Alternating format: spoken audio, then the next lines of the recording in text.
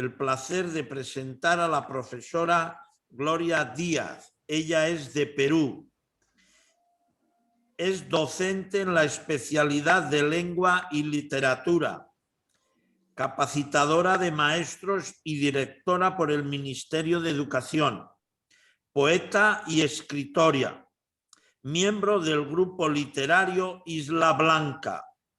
Su ponencia, inmanencia y trascendencia hacia el ser auténtico. Con ustedes, la profesora Gloria Díaz. Muy buenas tardes, profesora. Buenas tardes, doctor Felipe. Buenas noches para otros lugares en Europa. Y bueno, en primer lugar, agradecer la invitación que me hicieron a través de su persona para este congreso tan importante y que de verdad pues abre una oportunidad, ¿no?, en el diálogo, en el conversatorio, para que podamos interactuar, sobre todo desde distintos puntos de vista en lo que se refiere a este congreso tan importante. Gracias a usted y a todo su equipo que está trabajando para que se lleve a cabo todos estos días que van a ser de aprendizaje y de sabiduría en la vida de todas las personas que podamos contactarnos, ¿no?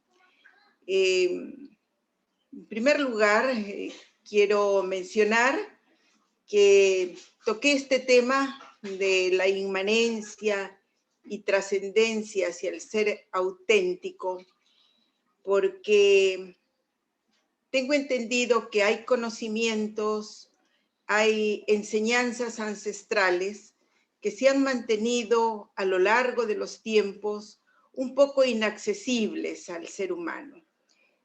No para todos, sino que ha sido como el privilegio de algunos grupos, llamemos grupos cerrados en otras épocas, ¿no? Grupos religiosos, grupos herméticos de alguna forma, en que no permitían que estas enseñanzas, estos conocimientos fluyeran, salieran y estén al alcance de todo ser humano, ¿no? Entonces, es la filosofía, ya cuando abre su campo de acción de manera más amplia, digamos, desde épocas de la Grecia antigua, ¿no? Y si vamos más atrás del Egipto antiguo, que se va conociendo y se va transmitiendo de maestros a discípulos enseñanzas que son verdaderamente valiosas, que son milenarias, para conectar al ser humano con un espacio interior, con un ser interior y proyectarnos, como se dice, dentro de lo que es la concepción moral, la concepción filosófica, el quehacer de la vida diaria, con una enseñanza y una sabiduría verdaderamente significativa. En primer lugar, quiero mencionar que esta inmanencia, que es la primera parte del enfoque que quiero hacer, pues recordemos que lo inmanente es algo inherente al ser, a su aspecto intrínseco, a su parte interna. Es también como el yo individual, como objeto de su propia conciencia y, por supuesto, en la que se engloba el conocimiento. Hay distintas disciplinas, ¿no?, como toman la inmanencia como una estrategia que se encuentra ligada totalmente al objeto de estudio y al objeto de su propia conciencia, de su propia cognición. Entonces, la conciencia y la cognición están íntimamente ligadas puesto que si no tenemos una información, si no tenemos un conocimiento, no podemos avanzar, no podemos llegar a lo que sería el otro aspecto, que es la trascendencia, ¿no? Porque inmanencia es lo que engloba dentro de nuestro ser y la trascendencia es lo que está más allá de nuestro ser. Si bien es cierto que este tema ha dado lugar a debates, ha dado lugar a una serie de cuestionamientos y no se termina todavía, puesto que a veces se ve con aspectos puramente filosóficos, otras veces con aspectos teológicos o religiosos o místicos, pero en sí está directamente ligado al ser humano, está ligado a nuestro ser. Yo quiero tomar como referencia, digamos, enseñanzas que transmitiera el doctor David Ferriz Olivares, que era un gran filósofo, considerado como el epistemólogo de América, por sus trabajos, por sus investigaciones y también por su vida práctica al servicio de los demás, difundiendo conferencias y temas de estudio en distintos niveles académicos, en distintas comunidades. Y él específicamente enfatizaba que no puede haber un desarrollo de la conciencia, no puede haber una inmanencia si no hay una disciplina interna que el ser humano tenga que trabajar dentro de sí. Y él se ligaba mucho a lo que es la tendencia estructuralista, entonces ponía como referencia tres aspectos.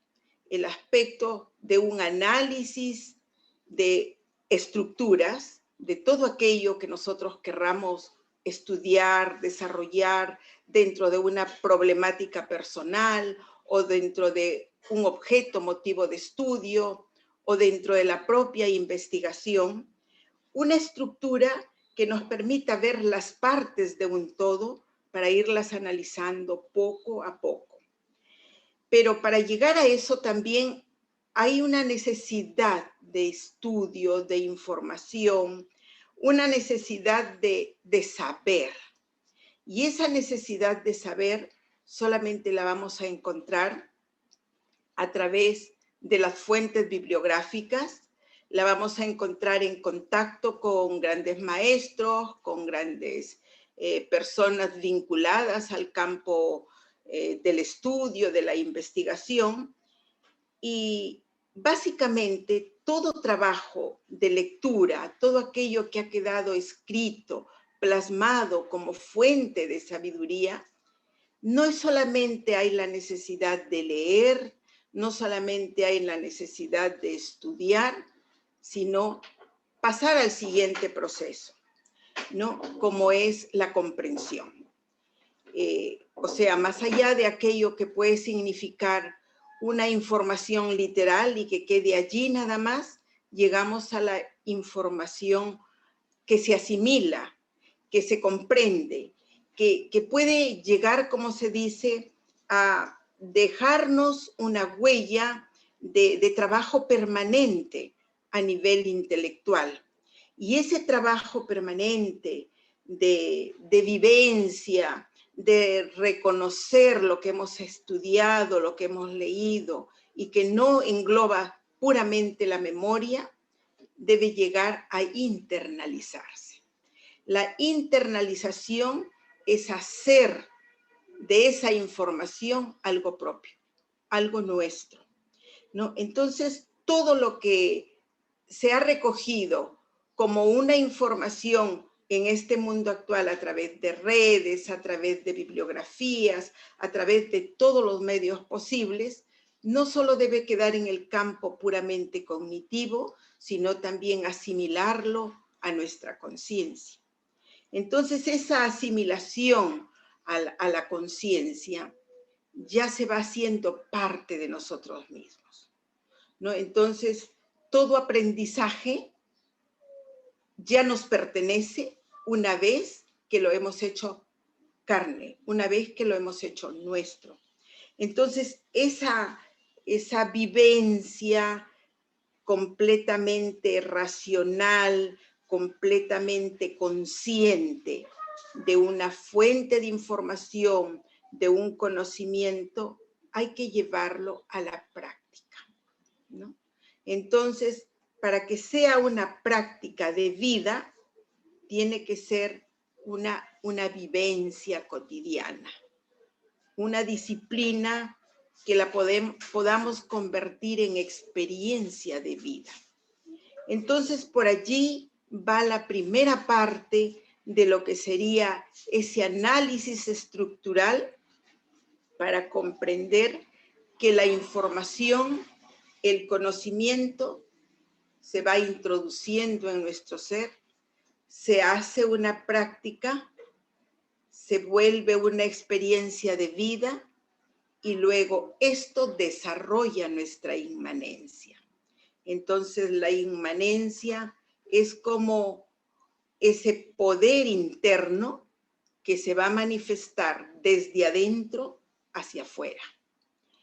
Esa vivencia interior que el doctor Ferriz la dividía primero en un análisis estructural, le daba un segundo enfoque, que era el análisis de cualidades de ese elemento de estudio, de esa situación que es motivo de una práctica.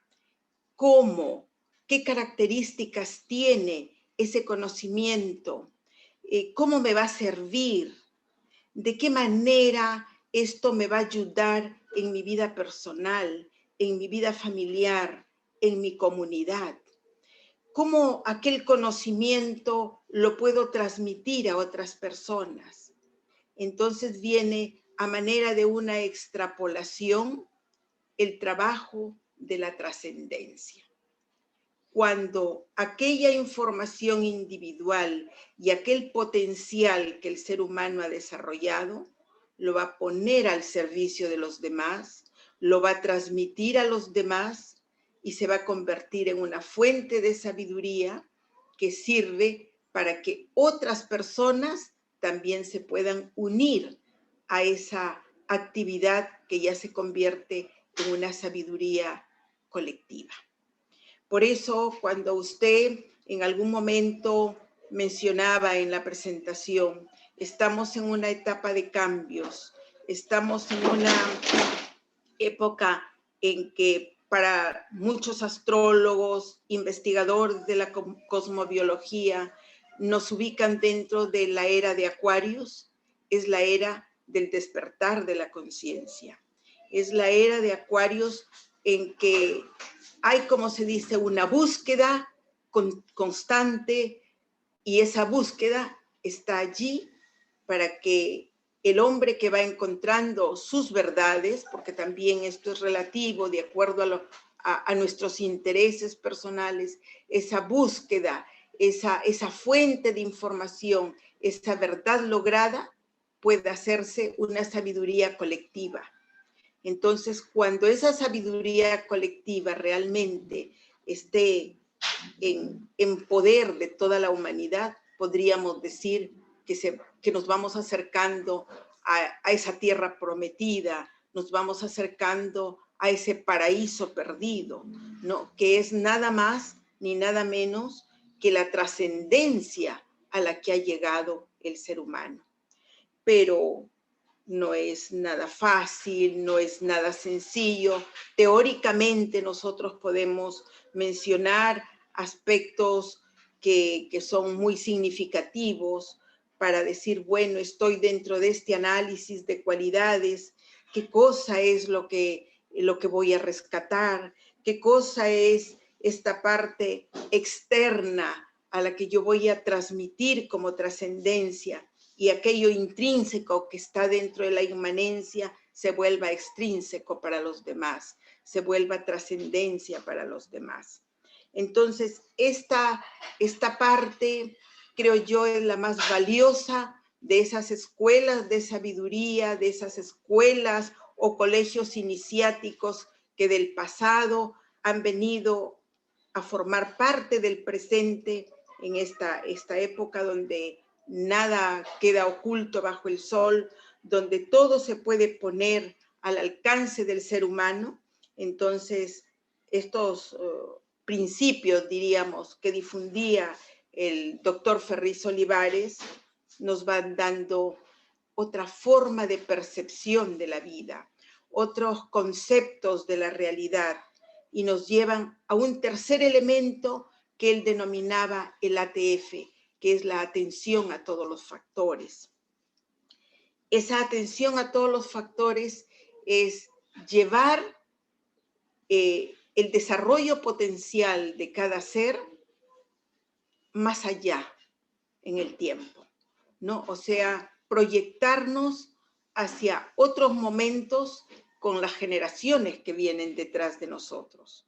Entonces, debemos y tenemos la responsabilidad de convertirnos en seres de luz, en seres que tenemos un potencial para compartir con todos, más allá de cualquier situación de ego, de cualquier situación de búsqueda de poder o de figuración, sino que debemos estar al servicio de los demás para transmitir la sabiduría que vamos recogiendo en el día a día, que vamos recogiendo de las experiencias de vida, que vamos recogiendo de la información, que son fuentes innegables de todos los tiempos y que están en los libros, que están en todos los textos sagrados que hay en la humanidad, en las distintas culturas, que están en poder de las escuelas de sabiduría, que la ciencia va recogiendo información y que luego la van analizando a la luz, como se dice, de otras características y de otros rigores investigativos para demostrar que el ser humano es todo un potencial y que responde, como se dice, a otro origen que viene de una fuente divina, llamémoslo así, ¿no? Y si nosotros somos seres hechos a la imagen y semejanza de Dios y consideramos que Dios es una energía, una luz, más allá de un concepto antropomórfico que podamos dar a Dios, entonces nosotros tenemos que ser un reflejo de todo eso. Quiere decir que somos seres de luz, pero esa luz hay que despertarla, esa luz hay que encenderla y por lo tanto hay múltiples disciplinas que nos van a ir llevando al camino de ese desarrollo conciencial. Entonces, en la parte que nos antecedió el tema, por ejemplo, de la alimentación como parte de la espiritualidad, vamos a encontrar nosotros que cambiar la forma de alimentación muy gruesa, digamos, en la que se mueve gran parte del mundo, para buscar una alimentación más saludable, más acorde con la naturaleza. También esto ayuda a desarrollar nuestra conciencia, ayuda a que se sensibilicen mucho nuestros sentidos y nuestra percepción de la realidad, nos haga mucho más humanos, nos haga mejores personas y por lo tanto mejores guardianes de nuestro planeta también en todos los aspectos que esto engloba, ¿no? Esto es en lo que yo quiero mencionar como la importancia de esta inmanencia y de esta trascendencia. Pero hay un enfoque muy interesante que yo también he querido tomar en cuenta en esta conversación, en este congreso, es la transformación femenina, ¿no? Si bien es cierto que a través del tiempo los roles de la mujer en el mundo han ido cambiando y en algunas épocas pues había, como se dice, un matriarcado, una situación muy, muy importante de la mujer dentro de sus comunidades, dentro de la sociedad que le tocó vivir. También han habido etapas muy duras, de oscurantismo, de relegarla a planos secundarios, y que todavía tenemos muchos aspectos que ir mejorando en el día a día, ¿no? Y cada vez la mujer va cobrando más autonomía dentro de la interrelación social, en los procesos físicos, en la vida política, en la vida profesional y en la economía. Entonces la mujer es un eje fundamental en la economía de todos los países. Su autonomía está entendida también como una gran capacidad que tiene la mujer para la toma de decisiones, para considerar su propia libertad en lo que quiere hacer, en el mundo que la rodea, poder empoderarse para transmitir, ¿no?, básicamente a las familias, a la colectividad, pues los roles y las aspiraciones con una libertad y una conciencia muy positivas, que eso es lo que se está buscando y se logra en estos tiempos, ¿no? El progreso de las mujeres en el mundo, en un informe que se hizo del 2015 al 2016, en el cual se consideraba a la mujer para la recuperación de sus derechos, un informe público que se hizo en uno de los eventos de la comunidad internacional, y que definía pues en esa agenda toda la transformación que la mujer iba logrando, y que básicamente habían pasado más de 20 años de una cuarta conferencia mundial que se hizo en Beijing, en China, y que 20 años después se cobraba, como se dice, vida esos objetivos para promover la igualdad, para promover esa igualdad de género, igualdad de derechos en todo momento para la mujer. Pero yo quiero ir a algo básicamente más allá de todo eso, a ese compromiso que tiene la mujer en ese empoderamiento, en esa responsabilidad con el entorno que nos rodea, ¿no? Entonces, para eso tiene que desarrollar aspectos fundamentales en sus tres cuerpos, llamémosle así: lo que es el cuerpo físico, lo que es la mente y el espíritu. Yo creo que ese empoderamiento desde ese cultivo, ¿no?, en esa división estructural que hago de cuerpo, mente y espíritu, básicamente está en lo físico, la salud, ¿no? Y una buena salud está íntimamente ligada a una buena alimentación, a una alimentación saludable, a una alimentación equilibrada, como se nos ha mostrado en la ponencia anterior, una alimentación acorde con la edad, con nuestras tendencias, conociendo nuestro cuerpo, qué es lo que más le favorece, y una alimentación dentro de lo posible lo más natural y orgánica, ¿no?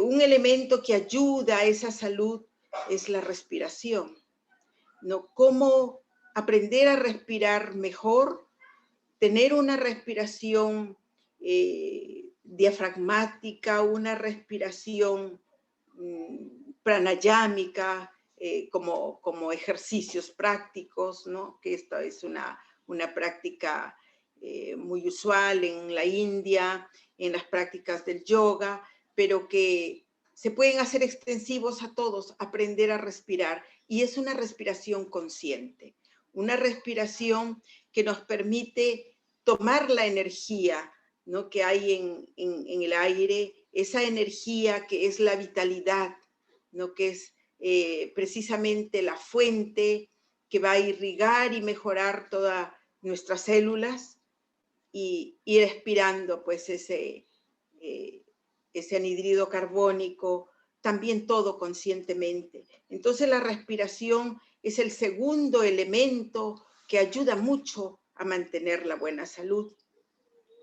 Amén de los ejercicios, ¿no? Y el ejercicio físico, evitar las rutinas, que lógicamente en esta etapa de confinamiento a veces se ha entendido, ¿no? Que estar en casa significaba inamovilidad total, pero el confinamiento no significa poder hacer por lo menos algunas disciplinas dentro de la casa, algunos estiramientos, ejercicios respiratorios, salir a tu patio, tomar baños de sol, caminar en torno al jardín, al balcón si lo tienes, o bueno, ver las horas adecuadas en que no hay tanto público por la calle para ir debidamente protegidos, hacer una buena práctica respiratoria, algún ejercicio que nos permita estar en una actividad plena,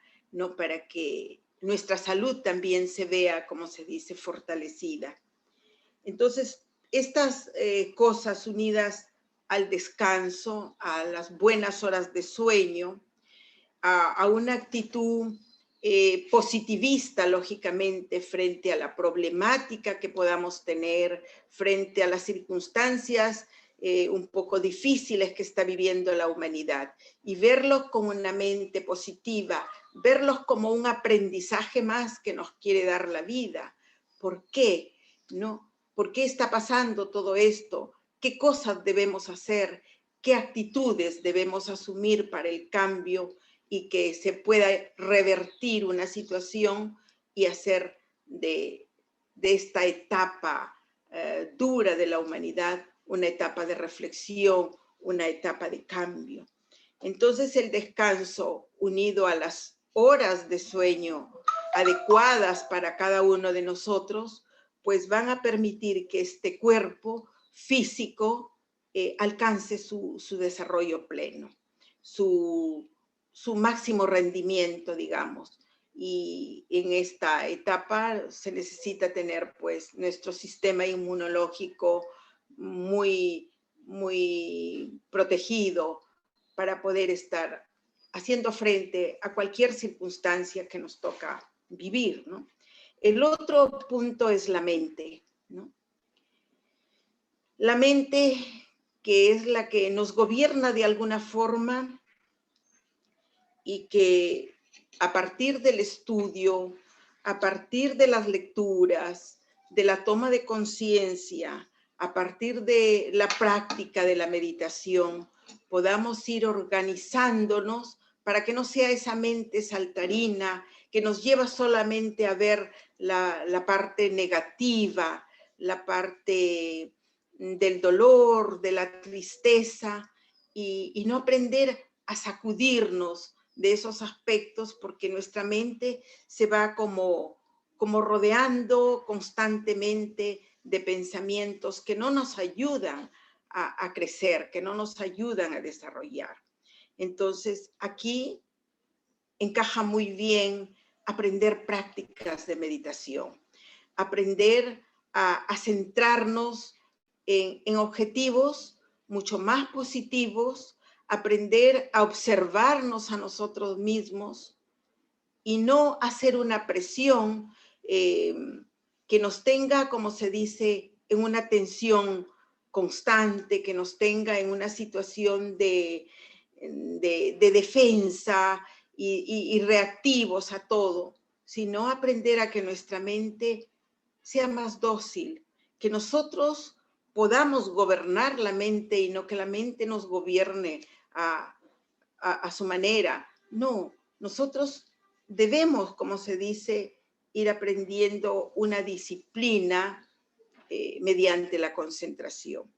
Por ejemplo, hay un pensamiento budista que a mí me gusta mucho, ¿no? Y que probablemente en las redes también lo vemos a veces con frecuencia, ¿no? Y dice pues que los problemas que nos rodean son como pájaros que van volando alrededor nuestro, ¿no? Entonces esos pájaros los podemos observar, pero no debemos aceptar a que aniden en nuestras cabezas, ¿no?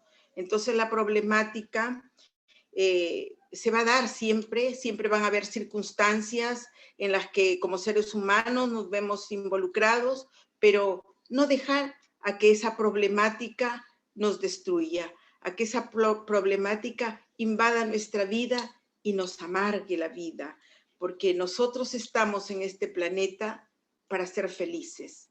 No hemos venido a este planeta para sufrir. Entonces tenemos que aprender a ver las cosas maravillosas que nos rodean cada día.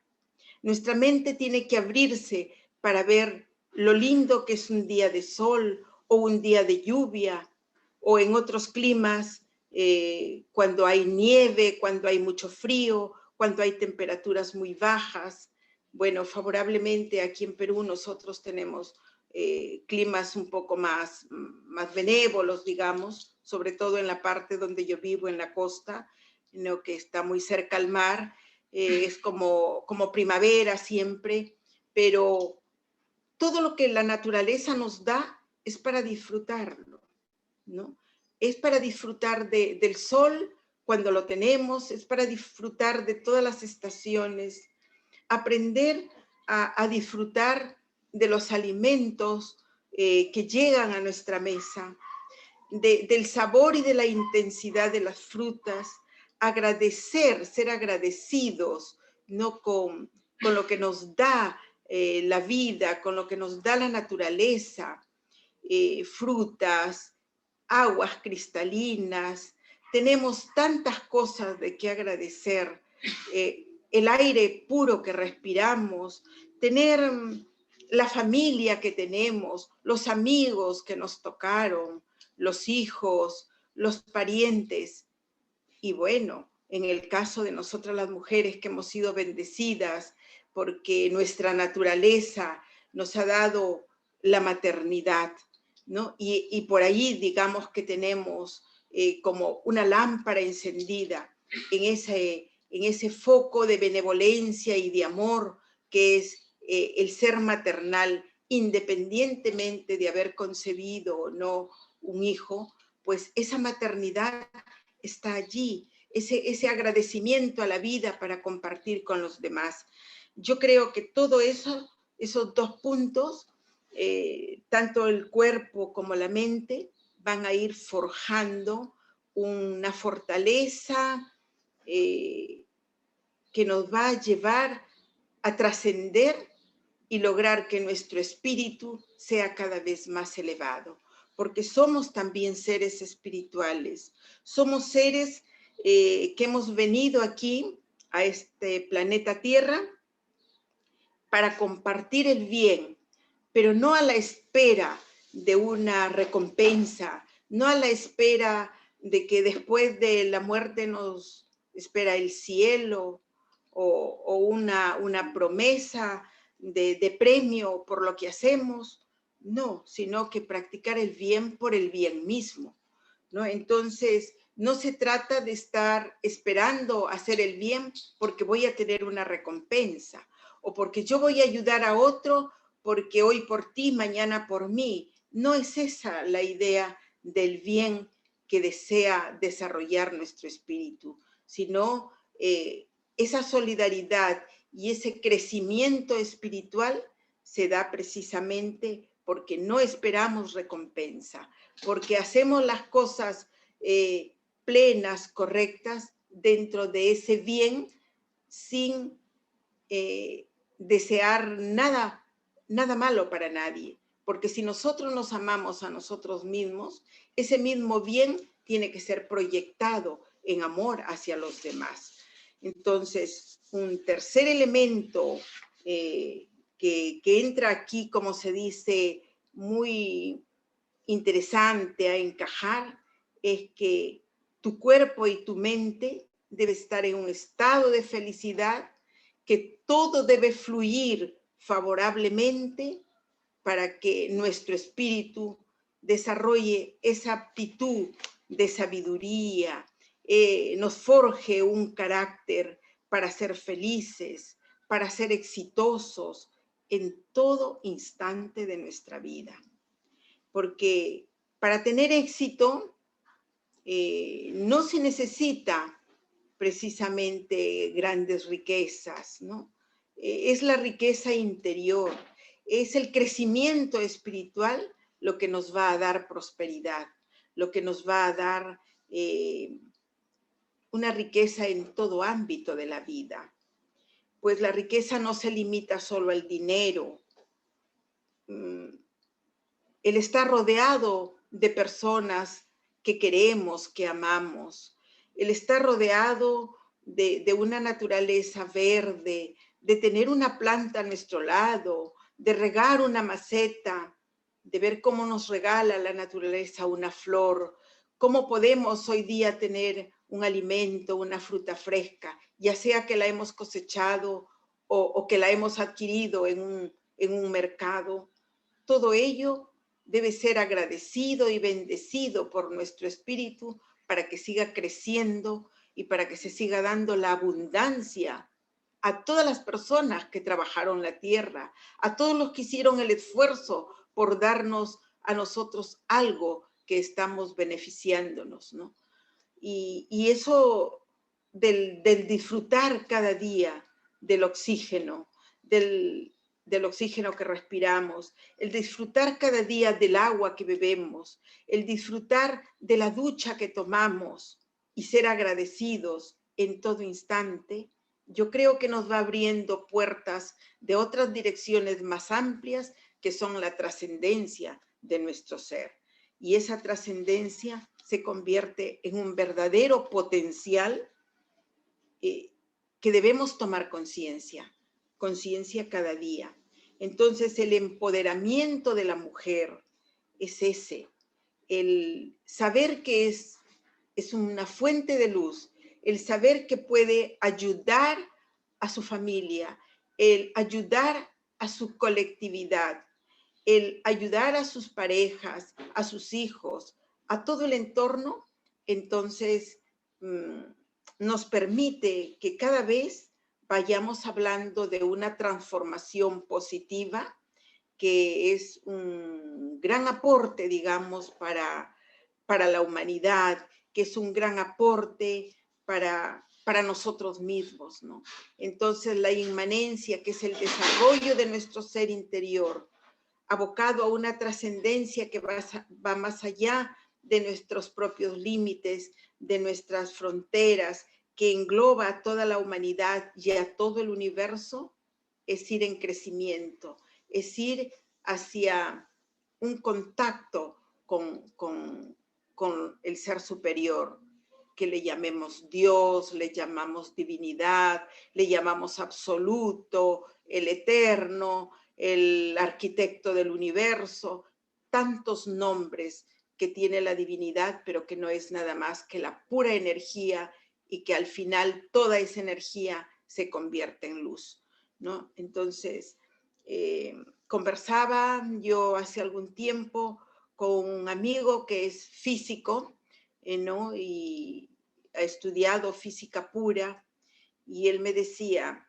yo no creo en Dios, ¿no? Para mí es todo lo tangible, pero hemos estudiado tanto la energía que al final esa energía se convierte en luz, y eso es algo inexplicable. No lo acepto, decía, como Dios, pero es algo inexplicable. Entonces Dios no hay necesidad de explicarlo. Se manifiesta en nosotros, se manifiesta en cada instante, se manifiesta en todo lo que recibimos día a día.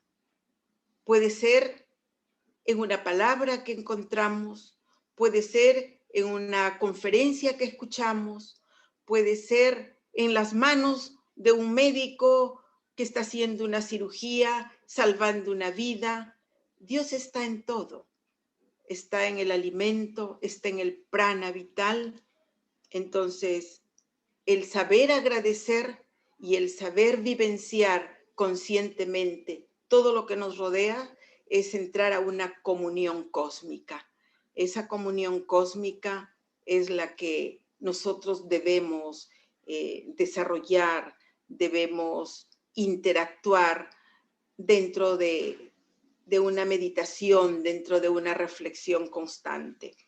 Por supuesto que cuando vamos descubriendo que todo en el universo y todo lo que está creado obedece a leyes perfectas y que nosotros también somos seres perfectos, vamos entendiendo la manifestación de Dios y nuestra actitud va cambiando.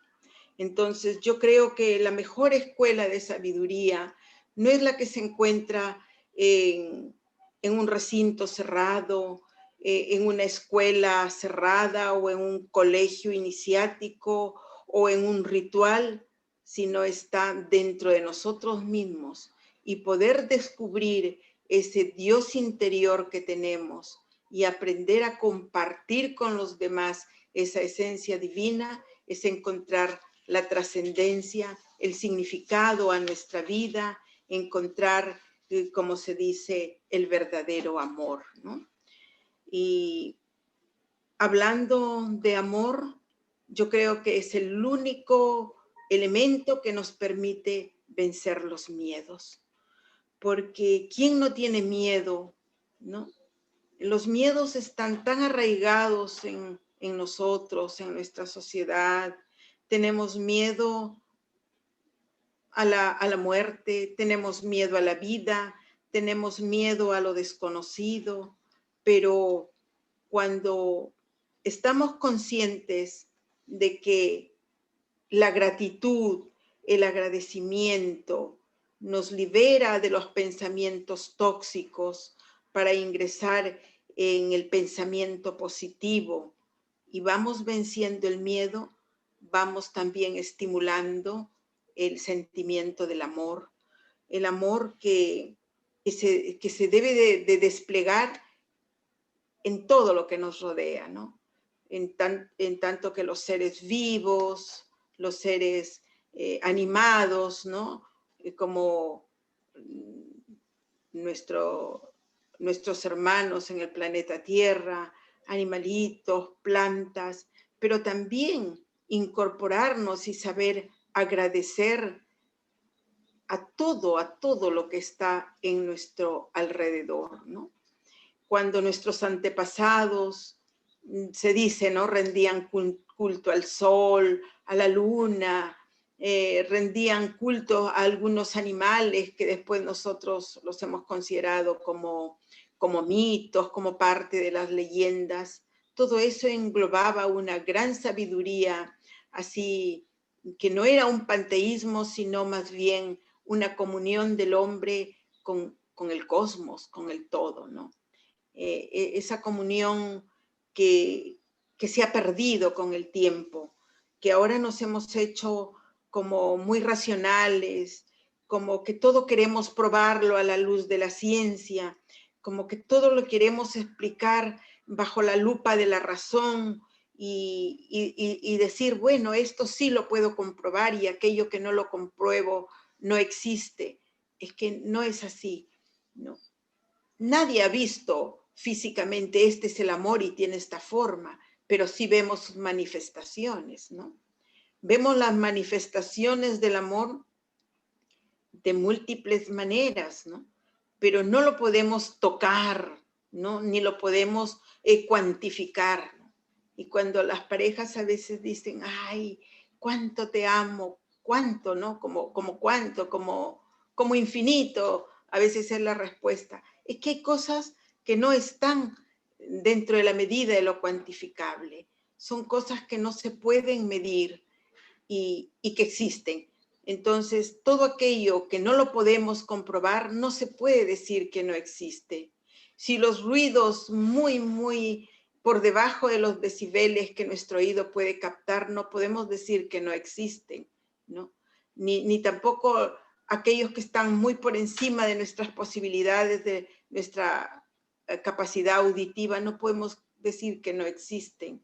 Entonces, igual es que hay tantas cosas que deben hacernos reflexionar para tomarlas en cuenta y mejorar nuestra calidad de vida, mejorar no solamente con los conocimientos, no solamente con la parte cognitiva, si ya no, una vez que lo hemos asimilado, bloquear el miedo para dar paso al amor, para dar paso a una actitud distinta, a una actitud positiva y convertirnos en seres de luz, que es lo que realmente somos al final en esencia de todo, ¿no?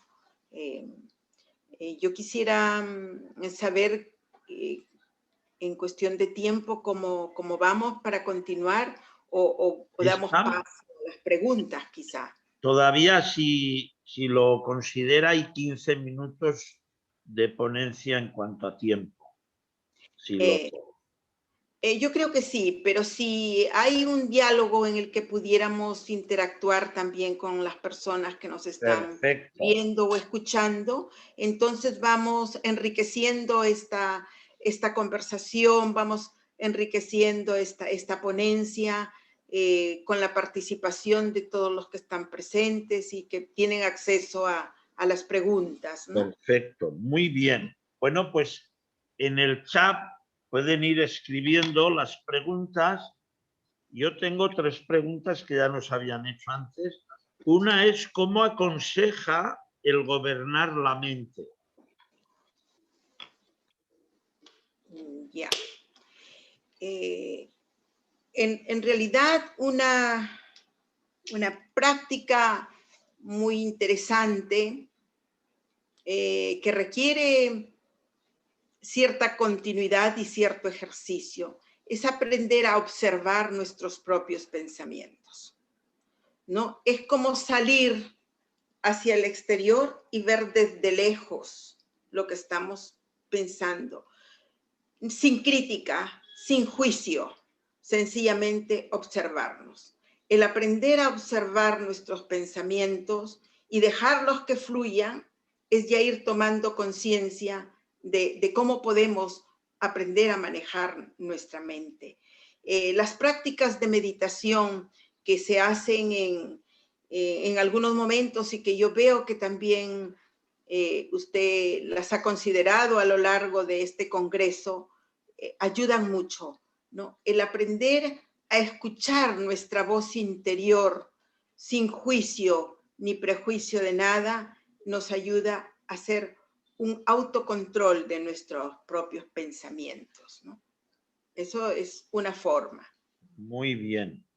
Otra pregunta que nos hacen, ¿cuál es el rol de la mujer en la evolución espiritual de la humanidad en esto que llamamos la era de Acuario? Bien. Si bien es cierto que la mujer tiene un rol muy, muy significativo, muy importante en todos los tiempos, en todas las etapas, siempre lo ha tenido. Es más bien en esta era de Acuarios donde se está reconociendo un poco más su valía, ¿no? Estos últimos 50 años que, claro, que la era de Acuarios tiene, para algunos empezó en 1940, para otros empezó en el 48, digamos que no hay así un margen, aquí empezó, pero digamos que los últimos 50 años, el trabajo que viene haciendo la mujer en el empoderamiento de sus roles frente a la sociedad ha sido y es muy significativo. Por ejemplo, el haber logrado que en una gran mayoría de países, ¿no? Ya se ha logrado vencer el analfabetismo. Es un logro muy grande. El poder considerarla en los movimientos políticos y los liderazgos que puede asumir en el campo de la política es un gran logro. La mujer está avanzando a pasos agigantados en esta etapa, digamos, llamada la era de Aquarius, pero que se avecina un avance y un crecimiento mucho mayor. Todavía no se ha logrado los derechos plenos en todas las culturas, ¿no? Pero vemos que hay pasos agigantados en eso.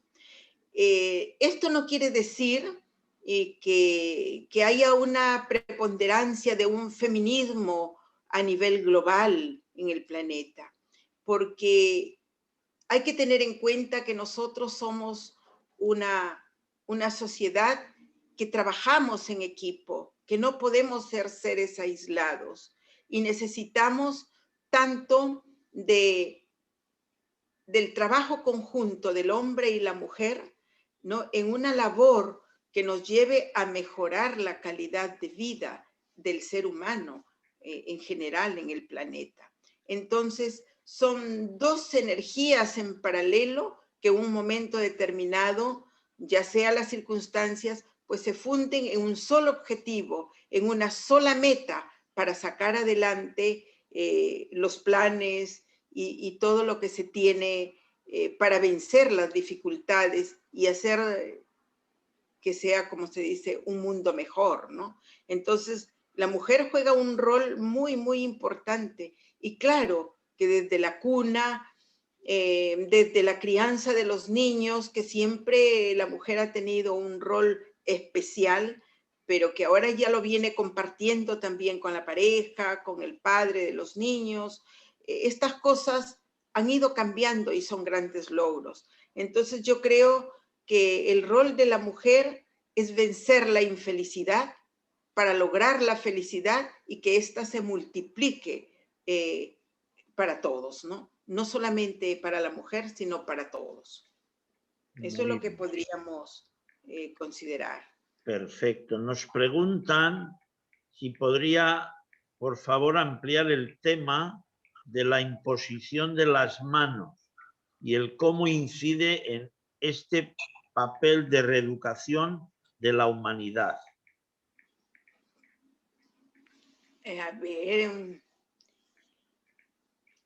bueno, la pregunta es cómo incide la imposición de las manos, ¿no? Así lo hacen. Así lo han preguntado. Así. Bueno, aun cuando dentro del tema que yo he expuesto no hablé de imposición de manos, ¿no? Por eso me ha extrañado. Pero como no dije nada de imposición de manos y hay una pregunta, hay una inquietud, voy a atreverme a responder la pregunta de acuerdo a mis propios puntos de vista, a mi concepción, ¿no?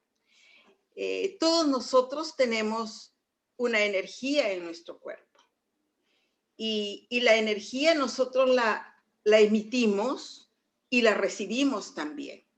La emitimos a través de las manos y también la recibimos a través de las manos, igual que a través de las plantas de los pies. Entonces, cuando nosotros hacemos una pequeña caminata en el césped, en la tierra, en la arena, en el mar, estamos generando que nuestro cuerpo recoja de alguna forma iones negativos y se equilibren con nuestros iones positivos, ¿no? Que son a veces los que nos causan desequilibrio por las computadoras, por el mundo en que vivimos de la tecnología, el electromagnetismo, y que nos genera una corriente estática en el cuerpo. Entonces, nosotros podemos mejorar nuestra energía si, por ejemplo, nos ponemos en contacto con las plantas o abrazar un árbol, ¿no? O en las prácticas de la yoga, algunas posturas llamadas asanas, en las que se puede uno poner parado en un solo pie y alternando un pie, el pie derecho, el pie izquierdo, para captar la energía de los iones negativos del suelo, ¿no? Y que estos equilibren nuestra salud. Lo que también se conoce dentro de la cultura oriental como el equilibrio del yin y del yang. Entonces hay disciplinas, ¿no? Que no es la práctica que yo estoy tomando en este momento, en esta ponencia, pero sí sé que hay disciplinas de la imposición de manos, ¿verdad? Que es como transmitir, digamos, la energía que tú tienes a otro ser o a una planta o a tu vaso de agua o a tu comida, como hacen algunos grupos, ¿no? Pero lógicamente esta imposición de manos tiene, como se dice, sus seguidores y también tiene sus opositores, ¿no? El doctor Serrano de la Ferrier, un sabio francés a quienes muchos quizás conocen o han estudiado, o lo pueden encontrar sus teorías en libros, sus planteamientos en el yoga yojismo, lo pueden encontrar en el internet también. Él no recomienda, por ejemplo, la práctica de la imposición de manos. ¿Por qué? Porque así como nosotros tenemos una carga energética que puede ser muy positiva, también puede ser negativa, que afecte o que no ayude a otras personas, ¿no?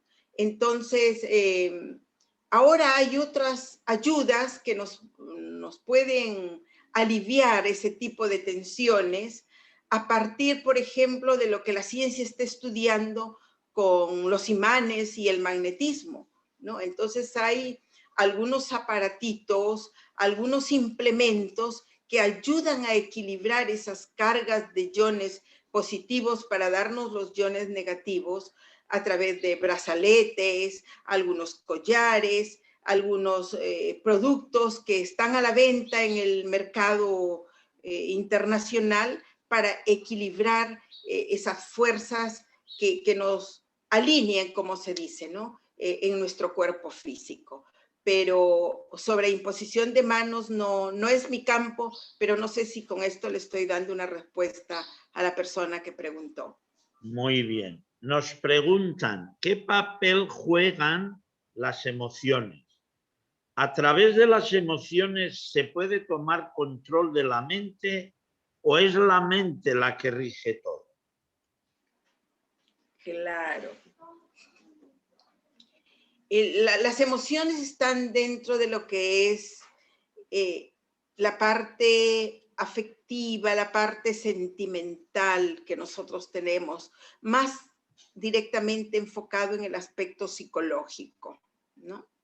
Entonces, a partir de nuestra mente, de nuestra comprensión, podemos tener un mejor control de las emociones.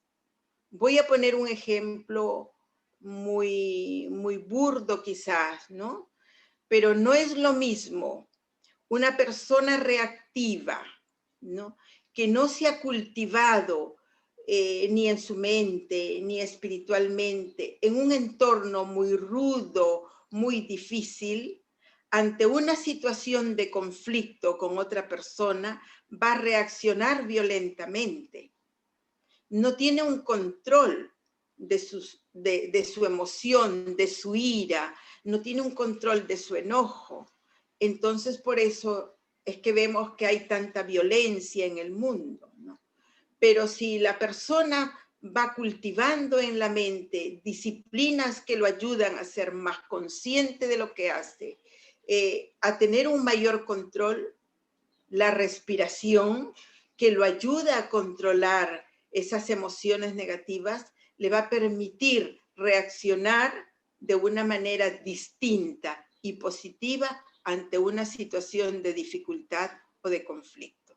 Y esto se va a dar en momentos hasta de pánico. Por ejemplo, ante una situación inesperada, como por decir un temblor o algo peor, un terremoto, ¿no? Entonces podemos huir despavoridos sin ningún control, ¿no? Y encontrar riesgos en el camino a que si tomamos, como se dice, un control de nuestra respiración, de nuestra mente y hacer una evacuación más consciente, entonces los riesgos van a ser menores. Vamos a tener otras previsiones ante una situación de peligro. Y esto se va a dar también hasta frente a una situación de enfermedad. Ante esta pandemia, por ejemplo, ¿no? En la que todo el mundo pues, se puso en alerta. Yo creo que si no hay un control de nuestras emociones, si nuestra mente no está bien alineada para entender que nuestro sistema inmunológico va a responder mejor si vemos las cosas con más positivismo, que verlas bajo la lupa del temor o del miedo, entonces nuestro sistema de defensas también nos hace más vulnerables, ¿no? Entonces, es una situación muy interesante ver cómo podemos ir mejorando la educación de nuestra mente, la educación de nuestras emociones, ¿no? Y esto tiene mucho que ver con el campo de nuestra psicología interior. Todos nos reaccionamos igual, pero también tiene la alimentación mucho que ver en esto, ¿no? Si nuestra alimentación es muy excitante a través de productos que excitan nuestro metabolismo, ¿no? Y que está cargada de muchas toxinas y de muchas carnes rojas y nos hace más violentos, nos hace más reactivos. Una alimentación más sádica, una alimentación más natural, más fresca, también ayuda a modificar nuestro cuerpo, nuestras hormonas, nuestro equilibrio interior es mejor, entonces nuestras reacciones son diferentes y nosotros vamos a ser personas más amorosas, si es que cabe la palabra aquí, de ese cambio cualitativo en nuestro ser. Muy bien. Nos preguntan, desde su perspectiva, ¿cuál sería el feminismo de luz o feminismo iniciático? ¿Me quiere repetir la pregunta, por favor? La pregunta es, desde su perspectiva, ¿cuál sería el feminismo de luz o feminismo iniciático? Si lo hay. Bueno.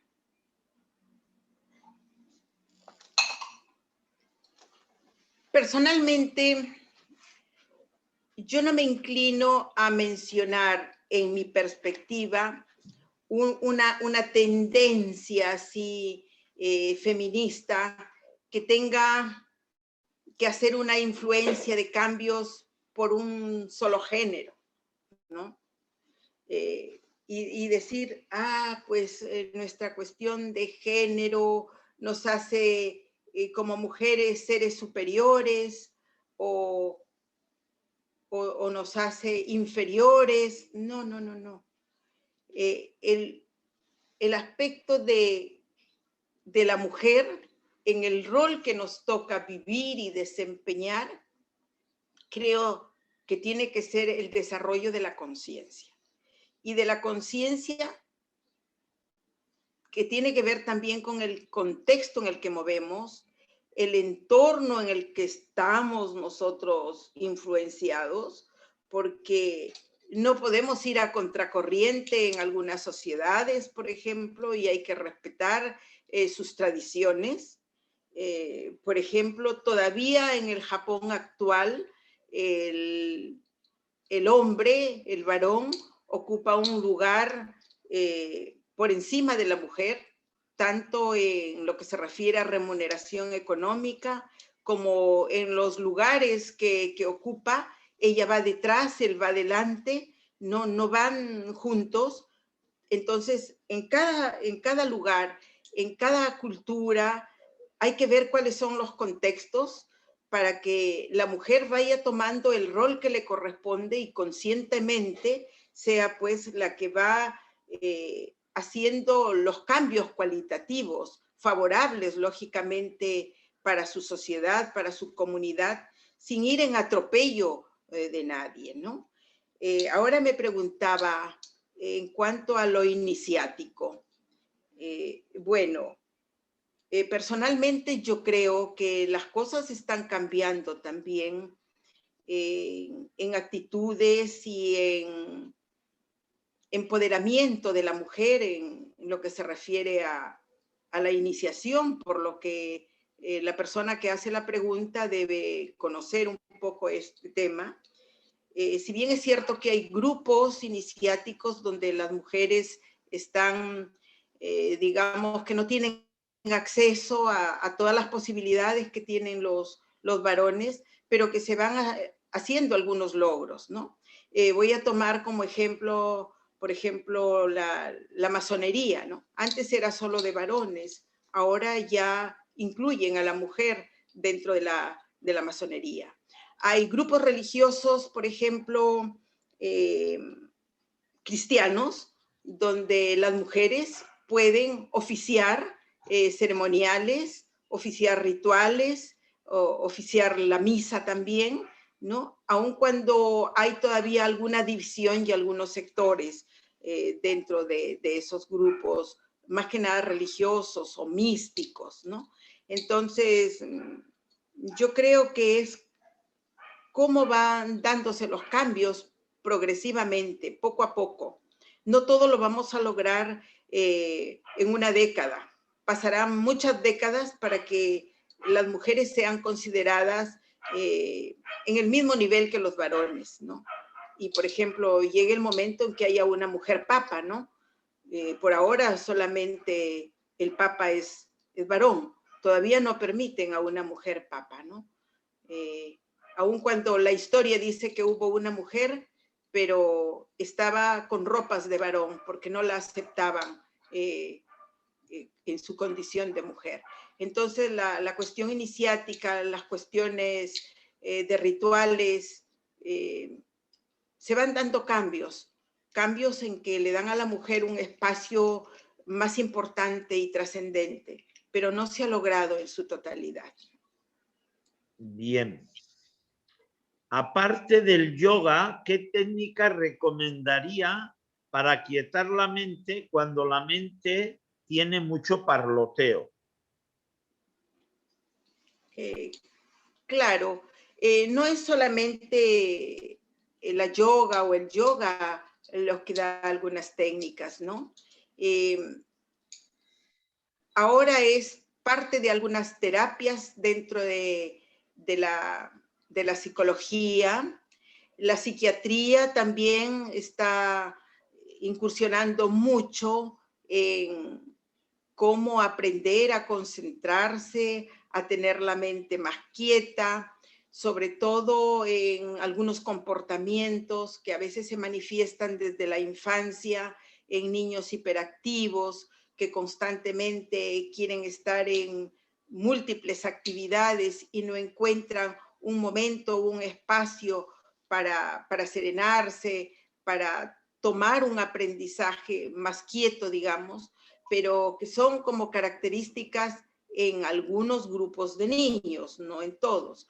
Pero hay técnicas en libros, en el mismo internet, de cómo aprender a concentrarse, cómo aprender a respirar.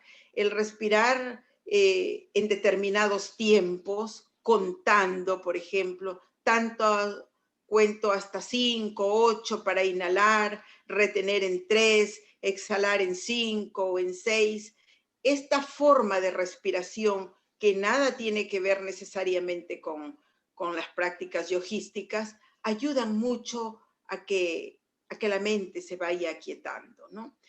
Otra práctica buena es hacer lecturas cortas y buscar la forma de concentrarnos en esas lecturas para ver nuestra capacidad de retención y volver al mismo campo lector sin dispersarnos en otros pensamientos, ¿no? O sea, las técnicas de lectura para asimilar y comprender los mensajes que pueda tener la lectura ayudan a mejorar también nuestra mente.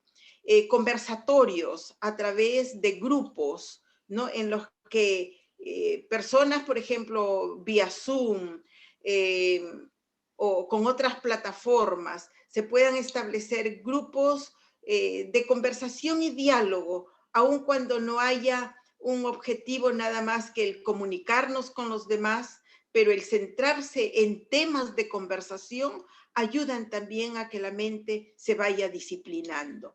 Entonces tenemos que dentro del quehacer cotidiano hay muchas formas. Hay prácticas como el ballet, hay prácticas como el kung fu, algunas danzas en que nos permiten estar concentrados, enfocados en lo que se está haciendo y la mente se va cultivando.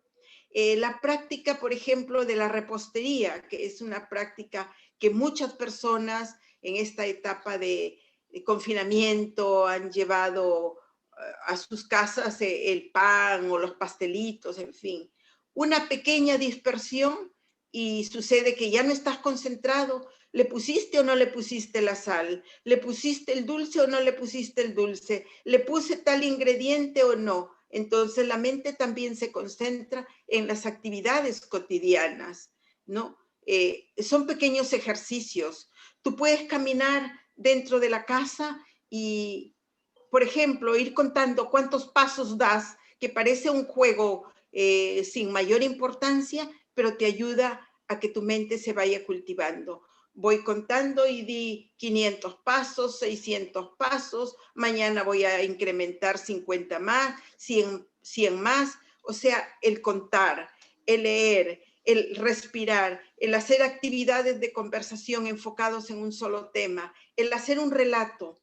Voy a contarte algo, una anécdota, y no salirme del tema, no tener esos momentos de dispersión, ayudan a que la mente se vaya mejorando. Entonces eso es independientemente de prácticas yogísticas, son ejercicios que nos ayudan mucho, ¿no? Perfecto. Nos hacen una pregunta, a ver si se la expongo bien. Para la trascendencia, entonces se tendría que enfocar en la parte intrínseca, como lo comentó en la inmanencia para la trascendencia, más que en aspectos extrínsecos como la parte del género. Claro. Primero es desarrollar el yo. Primero tengo que crecer yo internamente. Nadie da lo que no tiene, ¿verdad? ¿Cómo puedo yo transmitir a los demás aquello que no he cultivado? Por ejemplo, dice en algunos textos, ¿no? Si no eres como niño, no entraréis en el reino de los cielos, ¿no? Entonces, eso no quiere decir que me voy a volver como un niño, sino cuánto voy a purificar mi mente, cuánto voy a limpiarme de pensamientos negativos, cuánto voy a descubrir en mí esa parte noble, sin juicio ni crítica, ni para mí ni para los demás. Entonces estamos así en esa naturaleza sana de un niño. Entonces recién puedo transmitir a otros cómo lo logré y cómo voy modificando esa actitud en los demás. Nadie da lo que no tiene, ¿no? Entonces hay que cultivar la inmanencia, hay que cultivar primero el potencial interno y luego vamos transmitiendo a los demás, luego vamos dejando una huella, luego nos vamos proyectando en el tiempo, nos vamos proyectando también en acciones, ¿no? Por ejemplo, digo, voy a dar a mi comunidad un mensaje de paz, pero sucede que yo no vivo en paz, sucede que tengo un conflicto permanente interno, tendré que aprender a vencer mis miedos y mis conflictos internos para poder hablar de paz a los demás. Entonces, hay que trabajar esa parte intrínseca, ¿no? Para luego ver la proyección hacia afuera en la trascendencia. Muy bien. Bueno, pues en principio, si tienen alguna pregunta más, pueden realizarla. Y si no, pues vamos a agradecer a la profesora Gloria Díaz esta exposición profunda y maravillosa que nos ha compartido y, bueno, pues Esperamos que poco a poco, como ha dicho muy bien, ese empoderamiento de armonía y de amor se vaya dando y, como usted lo ha mencionado, se dé en la mujer, dado que ahora estamos hablando de ella, pero indudable, en correlación con él, para que efectivamente, como ha dicho muy bien, de la armonía de ambos fluya la armonía en el planeta. Está muy bien, ¿verdad? Agradecemos mucho la exposición que nos ha compartido y bueno, pues aquí nos vamos ya a ir despidiendo de todos.